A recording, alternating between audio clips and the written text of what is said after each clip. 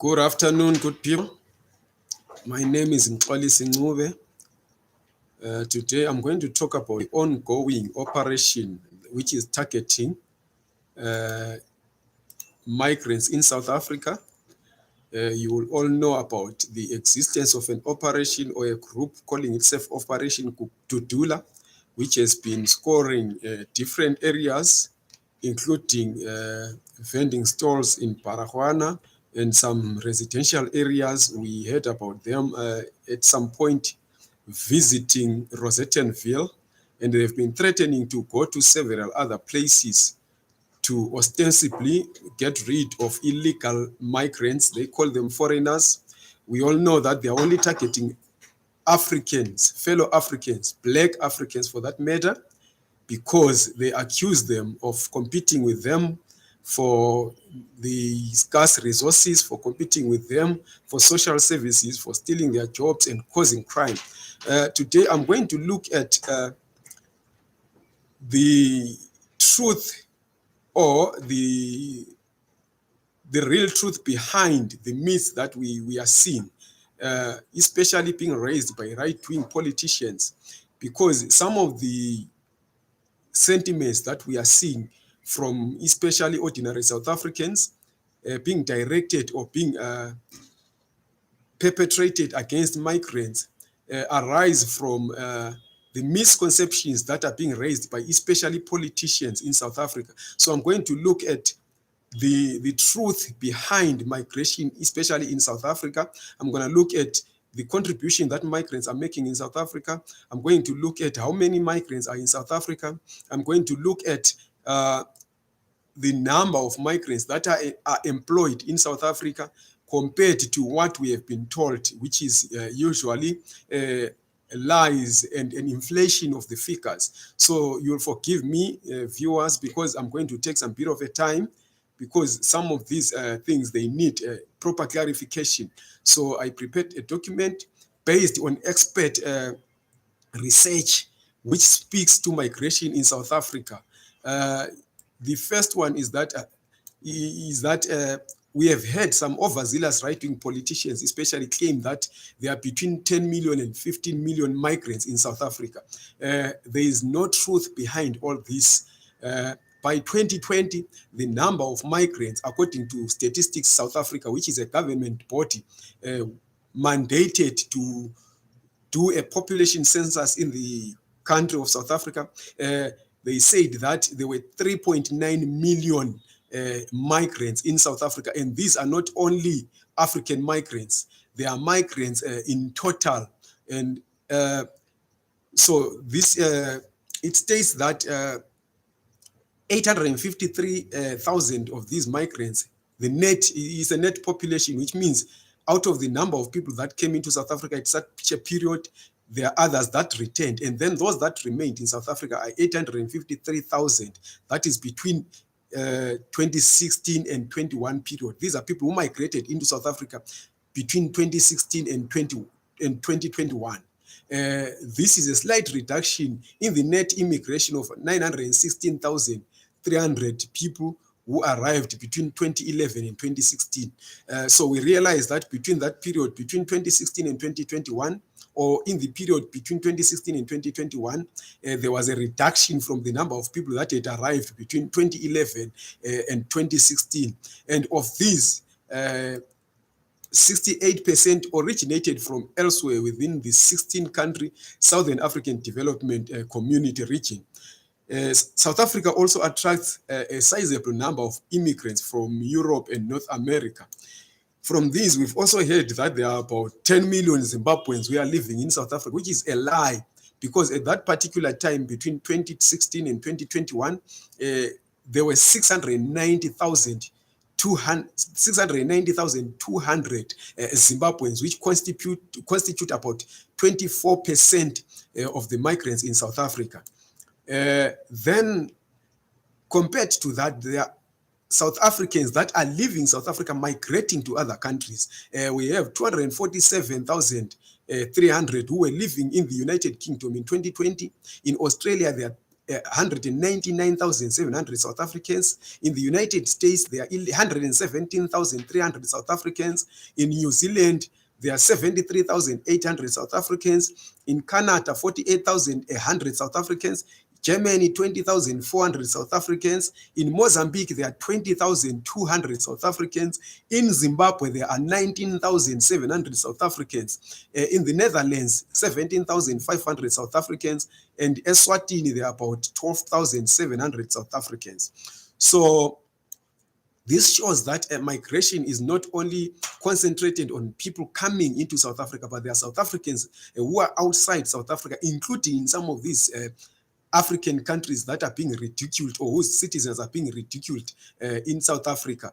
So this speaks to the exchange of migration patterns with South Africans also living.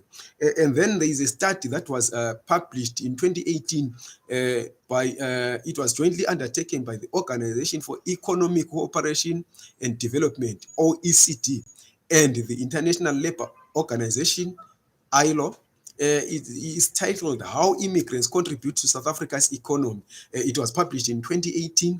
It states that in its findings, migrant workers make a significant contribution to the South African economy.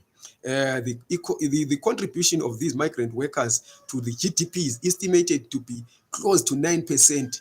That was for the 2011 figure, and is just below their share of employment. It also states that immigration is raising income per capita in South Africa, while immigrants also make a positive net fiscal contribution. Immigrants' per capita net fiscal contribution amounted to 68% of GDP per capita in 2001 and 17% in 2011 in the average cost scenario. In comparison, the net fiscal contribution of the native population, which is South Africans, amounted to 2% in 2001, while in 2011 it was negative at minus 8% per capita GDP. So this shows that migrants are actually contributing a lot to the South African economy. The difference between the net fiscal contributions of the two groups is explained by the far greater contribution of the foreign-born population to government revenue in the form of income tax and value-added tax. So migrants also pay income tax and value-added tax. So this cancels the lie that has been told over and over again that migrants are not paying tax in South Africa. The government's 2017 white paper on international migration, which was published in July 2017, also acknowledges the positive contribution that immigrants are making to the South African economy. And that's why it introduces a range of policy and strategic interventions. Some of these interventions aim to adapt migration policies in South Africa to market needs. Now, the question that arises again is, do migrants take South African jobs? Now, the statistics that I had hand from the Migrating for Work Research Consortium is that international migrants make up only 4% of South Africa's 33 million strong working population. Now, out of 33 million people that are working in South Africa, only 4% are migrants, which shows that it is a lie also that migrants are stealing employment from South Africans. The OECD ILO labor market impact analysis of 2018 also suggests that no significant impact of the presence of immigrant workers on South African born employment at the national level can be spoken about. It was also concluded further that the presence of new migrants who have been in South Africa for less than 10 years increases both the employment rate and the incomes of local workers. It is likely this is likely as a result of the economic growth associated with immigration, together with the reality that migrants are more likely to be self-employed and therefore employing South Africans instead of competing with them for jobs. And at the same time subsidizing the medium term once the economy has adjusted to newcomers. The evidence also suggests that migrants do not necessarily compete for the same jobs as South Africans. This is in line with South Africa's critical skills-based immigration policies. but also the backdoor phenomenon by which immigrants are allowed to enter to fill informal sector or low-skilled jobs, but only on a temporary basis and with little job protection. Many of the migrants that are in South Africa working here do not have guarantees that they will remain in those jobs for the long term, and some of them are not even protected in those jobs. Now, what is the net contribution that migrants make to the South African economy? The OECD ILO report found that high-skilled foreign-born workers raised GDP by 2.8% in comparison with a situation where foreign-born workers with a situation without foreign-born workers, and increased GDP per capita by 2.2%. In terms of employment, high-skilled foreign-born workers raised the number of employed people by 678,000 people. Consisting of an additional figure of 462,000 South African-born workers and 216,000 foreign-born workers who also get added into the employment blockchain. The effects of GDP and employment are greater in the case of medium-skilled and low-skilled workers due to the greater number of workers in these categories. In 2011, high-skilled foreign-born workers numbered 285,000 compared to 895,000 medium and low-skilled workers. The effect of medium-skilled and low-skilled migrant workers on income per capita amounts to 2.8%. The model estimates that immigration contributes to between 8.9% and 9.1% of the South African national GDP. There are also allegations that migrants contribute to criminality in South Africa.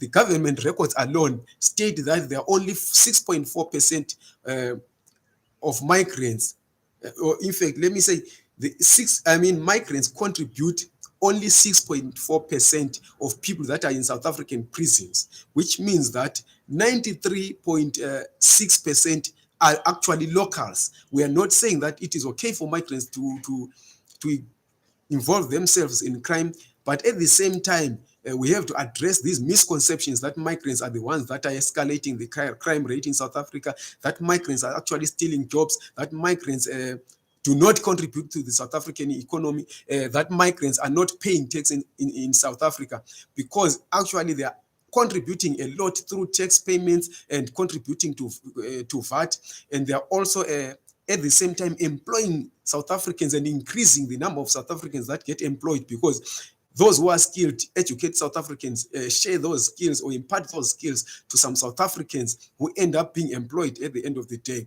So we realize that these operations like Operation Dudula, instead of addressing the unemployment rate or the economic downturn of South Africa, they are actually the ones that are contributing to the low employment rate, that are contributing to investor flight, and they're also contributing to, in the long term, low business confidence in South Africa. We will continue to come up. I will raise this again in a different platform, in a different video, where I'll be looking at the actual contributions that migrants are making into the South African economy. Please continue to subscribe to this channel, share this video, and like it. Thank you very much.